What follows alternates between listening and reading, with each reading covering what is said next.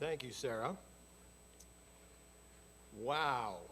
That story about From Away, which some of you will know has been made into, I think it's a movie and there's a play, and that little town in Canada that has warmed our hearts, I think, for many generations now, reminds us of why it's so important for us to be radically welcoming of the other, even if we don't know who they are. As a young man suffering through my quarter-life crisis in my 20s, which is a phrase I use with great regularity now as I see it happen in those I know around me, I'd been away from Unitarian Universalism almost my entire late adolescence, early adulthood. I had a few religious forays. One of them was actually with an American Baptist church, where I learned that Christian love really has substance and meaning, even if I don't buy the theology necessarily. And I came back east from the Midwest, and I was part of a Buddhist Sangha in the West Village of New York City, Greenwich Village. But I was living in Brooklyn at the time with someone, and I wanted to get back to my UU roots. So I wandered into the Unitarian Universalist congregation in Brooklyn, and my hope was that I would slip into the back, some of you want to slip in the back, get a little religion, slip out, hopefully not too many people talk to you. Because it turns out that despite my vocation, I'm actually a very strong introvert. Meeting new people is not exactly my idea of fun, although I'm glad to meet you all after the service. So meeting a bunch of strangers, I was like, okay, I got to do this thing because I'm feeling this call to step in, and I walked in to the sanctuary, and to my horror, instead of seeing, nicely stacked chairs such as you have here, it was a large circle with a makeshift altar in the center. And I said, oh my goddess, it's a support group. So I went, okay, you know what, this is going to be all right. I can do this. And then I thought, no, I can't do it. So I learned, and I walk away, and I'm trying to walk away, and this really well-meaning elderly woman comes up to me and say, young man, no, please don't go. Please don't go. And she took my jacket, and I sat down, and I did my best, and I made comments, but as I looked around the circle, they were all so old. Probably around 50 was the average age. These things come back to haunt you when you get later in life. And I probably was all of, 27 or something at the time. So I was quite the catch, this young man walking into their congregation. As the minutes went on, before the service started, I tried to make conversation with the people to the left and to the right of me. And I thought I was doing pretty well, but more people were coming in, and the ushers were bringing out more chairs. And then finally the worship leader said, everyone stand up and take 2 steps back. And then they put chairs in between the chairs that you were sitting, the chair I was sitting in. So now I had 2 new people I had to talk to for a few minutes until the service started. I was like, is this ever going to go on to something else? Saints preserve me. But I kept going until the meditation bell rung and the service began, and it was actually a beautiful service. But does this sound familiar to any of you? Have this happened to some folks? Yeah, okay. I use this as an illustration, I think, that for many of us, we have lots of concerns about meeting people we don't know for the first time. I think Unitarian Universalists are particularly allergic sometimes to collective group dynamics. Let's put it that way. Sometimes we're a little suspicious of authority, just a little. And sometimes we're so desperate to have anybody join us who's different from the majority, whether they're young, black, brown, queer, whether there's somebody different than what the majority is, that we fall all over ourselves. But what I really want to talk about is the symbolism of the circle and how important it is not only to you as a congregation at the end of your fabulous stewardship drive, but also to our faith as Unitarian Universalists in this new world, building this new way.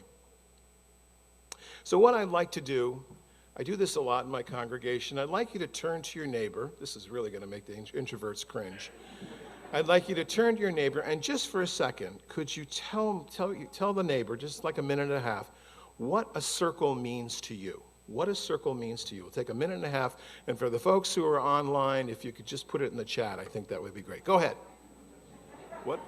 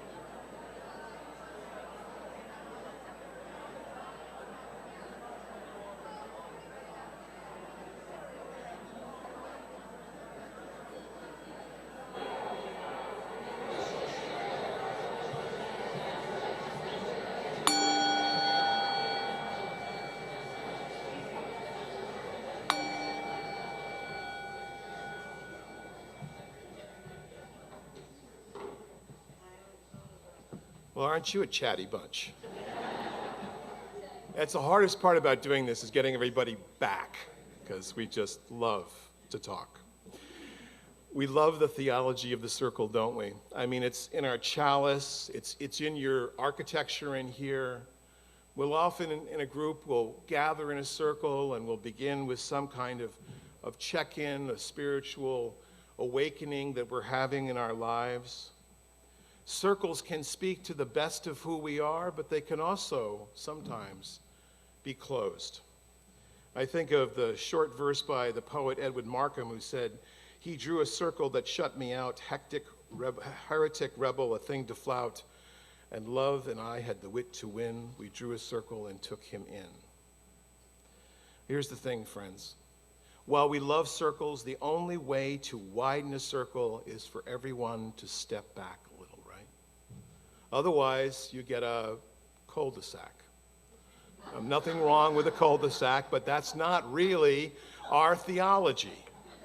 So to widen the circle a bit means that we have to let go of one another's hands for a little while and the familiarity that comes from it, and practice this radical welcome, this hospitality of meeting someone for the first time. Now, has anybody here met someone for the first time today?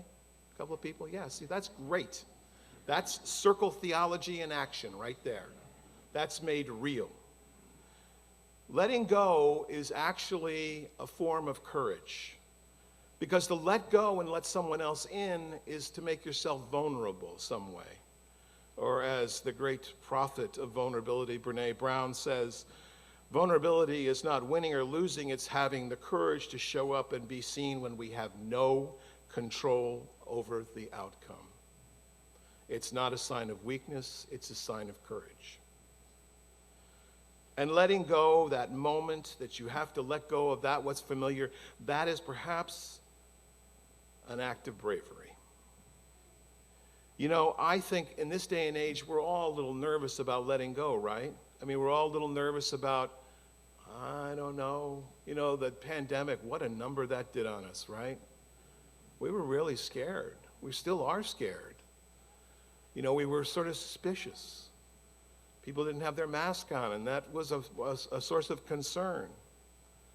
And now we're in a world, this sort of, not quite post-pandemic, because I know it's not over yet, but this world of which we're trying to remake our identity with one another. In a report by the UUCA Commission on Institutional Change entitled "Widening the Circles of Concern," the authors decried the insular nature of many of our congregations.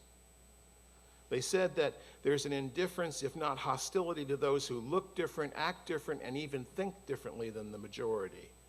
One of the things that I hear sometimes from congregations I talk to is, the reason I'm here is because I'm around like-minded people. Yeah, that doesn't work for me. If you think about that, it shouldn't be that you're around like-minded people. If we're really Unitarian Universalists, the theology of circles, we need to be around different-minded people or different kinds of people. And if we leave aside our allergy to the difference and really embrace it, I will think every congregation, and certainly yours, is able to see a different world in which we can be. Now, I know that your congregation is well aware of the issues around welcoming the other. Reverend Fred, the other Reverend John, Reverend Anastasia, I know that you've been doing good work, and in fact, you all should know this if you don't already, that there was a chapter in a book written about you, right? Mistakes and Miracles. I want to focus on the miracle part, not the mistake part. And I've read that with fascination, and the journey that you've been on, and the journey that I think many Unitarian Universalist congregations are just beginning, right? Just beginning. But here's the thing. For all of our talk about welcoming the other, we are in many ways a tight circle. Where does that come from? That tightness that we sometimes express. In a word, it comes from individualism. And this is a complicated idea for us because we are the heirs apparent of the Transcendentalist movement, right? Ralph Waldo Emerson and Henry David Thoreau and self-reliance, be the individual. But in fact, individualism can sometimes rob us of the opportunity to make meaning together in ways that we didn't realize before. One of our most famous courses, and I'm sure some of you have taken this, is Building Your Own Theology. Anybody taken that? A couple of folks out here? Yeah, okay. It's getting dated now. But here's the thing. Building your own theology doesn't have any we in it, does it? It just has you in it. And if we're all going around like little atomized beings of belief, then how are we actually calling other people to be with us and form a creative, common theology?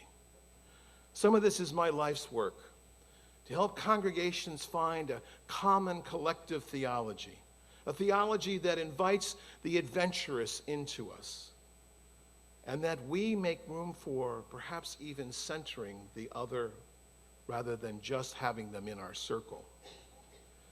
The report from the UUA said the centering of the individual decenters the communal as a locus of theological exploration. And one of the unintended consequences has been this individualism for search and the search for truth and meaning without accountability to the communities of which we're a part, right? This has an impact on us. If we're unable to articulate our common theology, if we're unable to welcome the other in a radical way, if we're unable to decenter our privilege and let others into the center even, we will not be the promise that our faith can be. Now, you have done amazing things in this congregation, and you should be very proud of it. And many of our congregations are working towards this. But what matters here most of all is that we let the center be something other than us. Can I get an amen on that? We need a more robust theology, a theology that reaches out for the collective will, not just holding on to the individual. And that is why it is so important for us to move to a new way of looking at our work.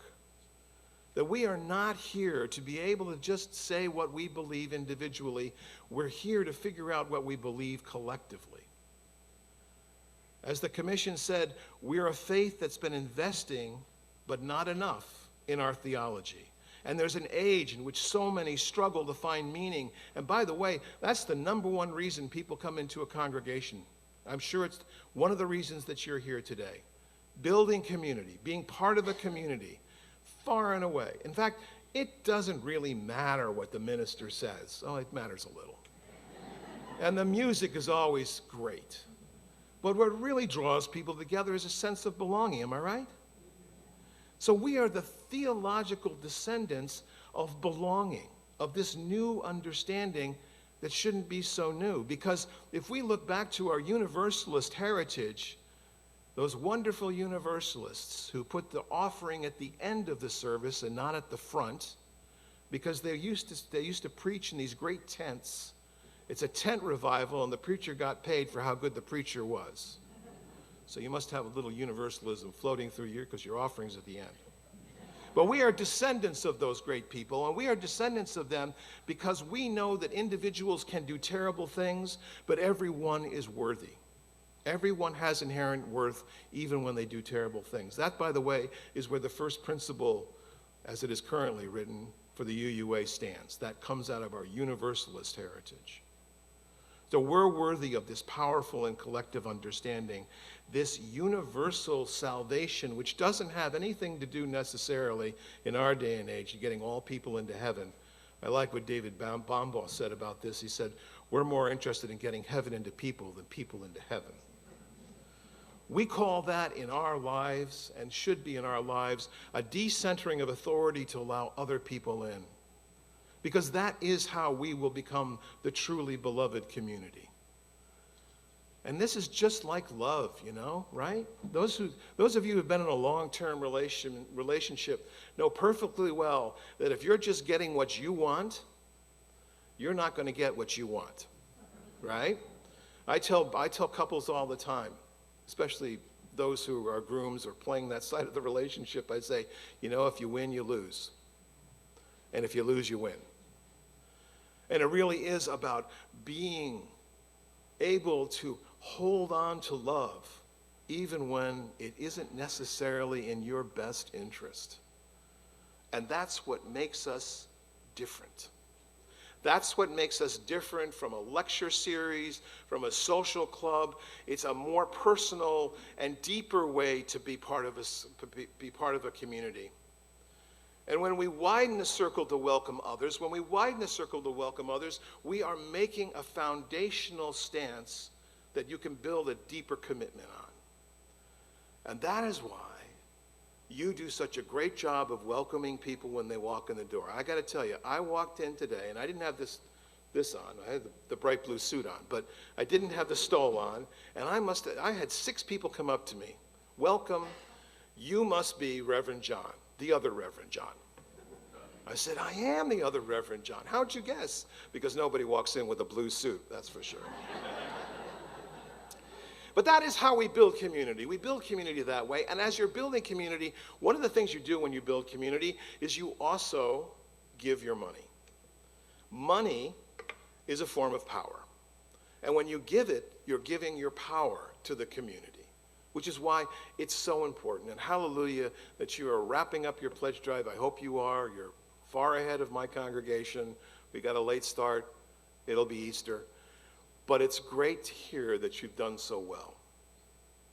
Money is one of those ways we deepen the commitment and we step back and let others in. My colleague, Kimberly Dubus, says that you cannot volunteer at your own church the way that you can babysit your own kid. You can't.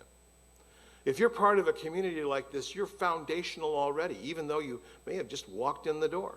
Surprise. You're actually part of a community that wants to welcome you, a community that wants to step back a few steps so we can make the circle wider.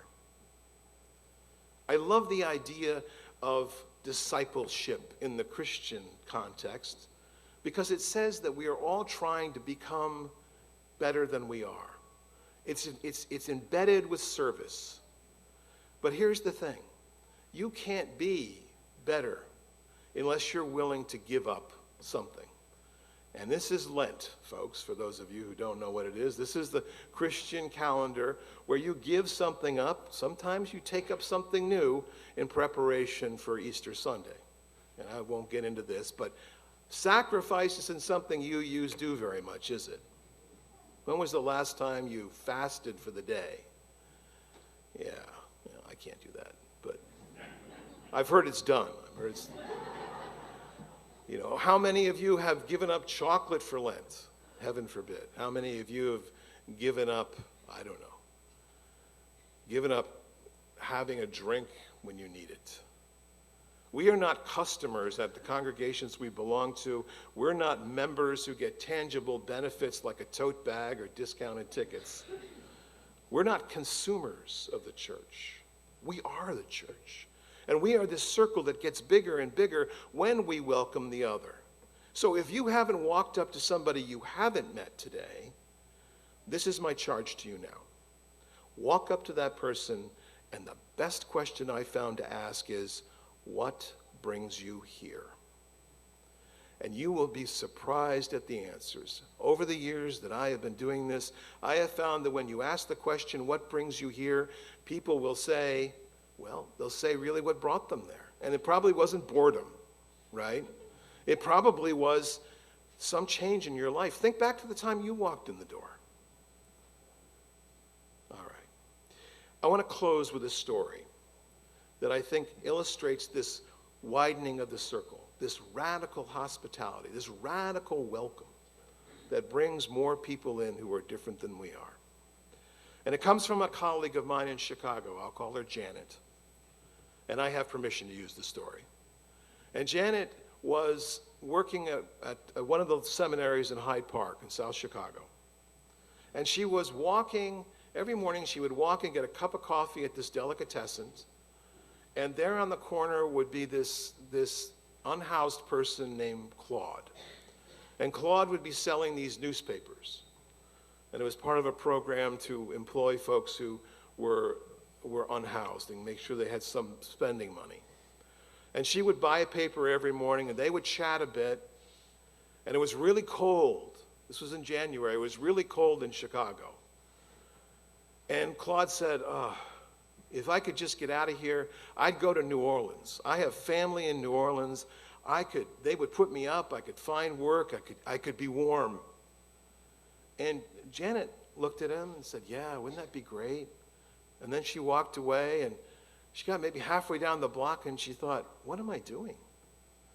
I can help him. I can do something here. So she turned around, and she walked up to Claude, and she said, Claude, I can help you. I can help you get to New Orleans. I can buy you a bus ticket. You could go down there. And he said, really? And he started to cry. She said, yes, we can do this. And so she said, well, let's meet here on the corner tomorrow, bright and early. I'll look up the bus schedule, and I'll drive you down to the bus station, and I'll buy your ticket, and you can go to New Orleans. And she felt so good about that. That felt like the right thing to do. It felt like the thing that was widening her circle. They hugged, they parted. She was almost overwhelmed with the love that she was feeling. The next day, she was walking to the same corner, and who was there but Claude? When he saw her, he ran. She tried to catch up to him, but he was too fast and he was gone. She didn't want to feel like she'd been cheated, right? She didn't want to feel like she'd been betrayed. But it was almost too much to bear, and she couldn't even go to work. She was so heartbroken by this, feeling like she had been taken advantage of, even though she had tremendous privilege. She was angry at him. She was angry at herself. She was angry at the privilege that made her angry with him. She just didn't know what to do. And then the next day she comes up, but there's Claude again with the newspapers, and this time he doesn't run away. And she walks up to him and she said, Claude, what happened? And he looks down and says, well, I thought I should call my folks in New Orleans before I head down there. I thought I should tell them that I'm coming.